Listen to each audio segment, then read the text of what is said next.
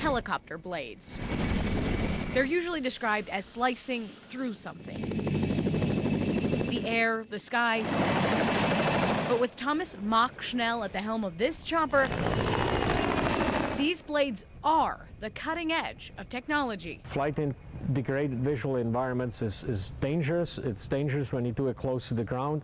And the technologies that are now becoming available by fusing different sensor sources together really make that aspect of flight much safer. Requesting east to west approach. Tom and his team have built a lab around the idea of avoiding obstacles because in a helicopter, one wire or target or even a gorilla can be deadly. Every river has a wire, every valley has a wire.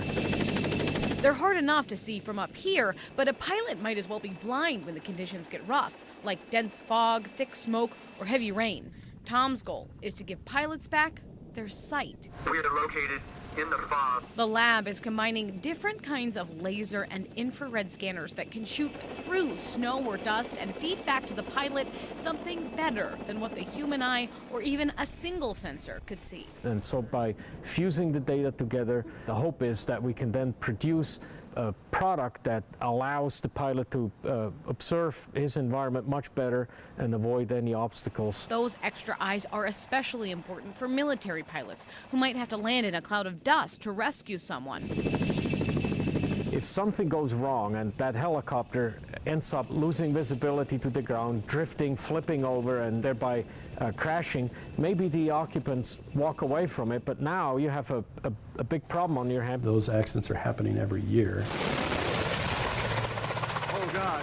And will continue to happen until solutions like this are brought to bear on the problem. It's why engineers at Rockwell Collins are taking part in the project by creating the product that will actually be in use by the United States Army in 2017. The fact that we're going to save lives and prevent injury is certainly really compelling to be a part of these projects. Bo Zvatek has spent more than a decade building on the research that has led up to this point. He says while the project has the chance to save the U.S. government billions of dollars in prevented crashes, there's no price tag for the human lives that will be saved. I have a very vested interest in keeping my friends and relatives safe by using these technologies. And the technologies have the chance to keep your friends and family safe too.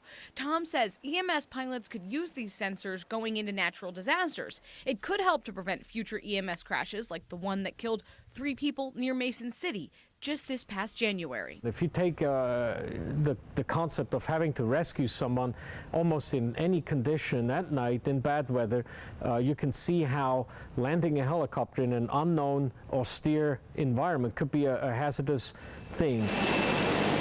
And as long as these blades keep spinning, these scientists will keep figuring out how to make our world safer. Anytime you lose a vehicle with someone that was supposed to get rescued, nurses and pilots on board, it's a tragic loss, and we need to avoid it.